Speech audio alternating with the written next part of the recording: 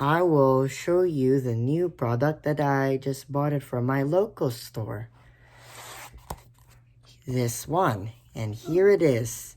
This is Crayola marker and watercolor pad, and it contains with 60 sheets. So this marker and watercolor pad paper, it's kinda a bit different to this one, my watercolor paper.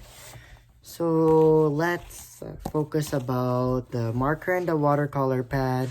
As you can see there, it has sheets, like whether if you can feel it. Yeah, I think this one feels a bit smooth, and it's kind of bit wobbly, you know, like the regular paper, but I think it weighs lighter than this one. And it says there the length and the width of this pad sheet: 22.9 centimeters and 30.5 centimeters. Yeah, you see that.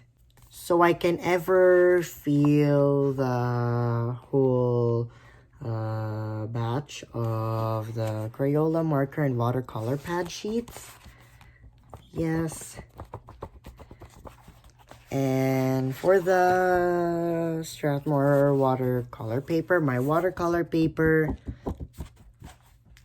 yeah.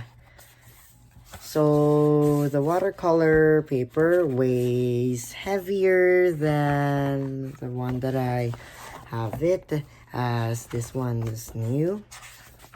Because I bought this from Walmart in case if I want to ever have it for the watercolors and even for washable markers. Yeah, and it's all about something that have to do with water.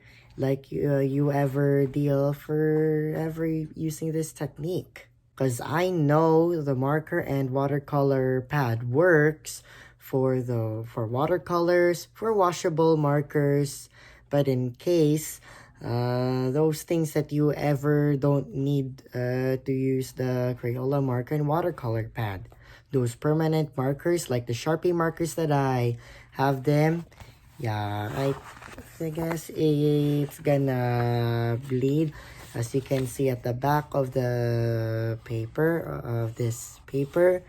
Yeah, I think it's gonna ruin to the other page.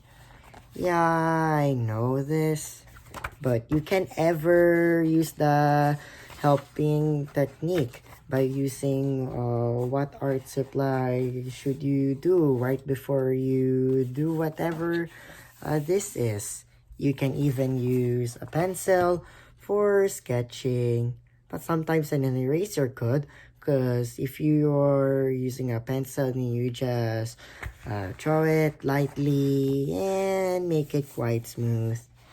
Yeah, all you need is this so that it can be good for that though. So I guess this one is a kid's cheap watercolor paper. And this one, which I currently have, the one that's kind of expensive to me. So whenever I do watercolors or use the washable markers, or either I can do both, which is makes sense up to me, kind of, you know, like doing that for this method.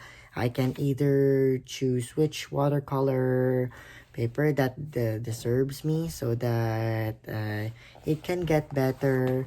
So this is the first time that I'm gonna use it because I like Crayola. And yeah, so I wonder how this paper goes. I think we will have to try in some other time. Alright, so don't forget to click the red subscribe button. And thanks for watching, and hope I can see you again soon.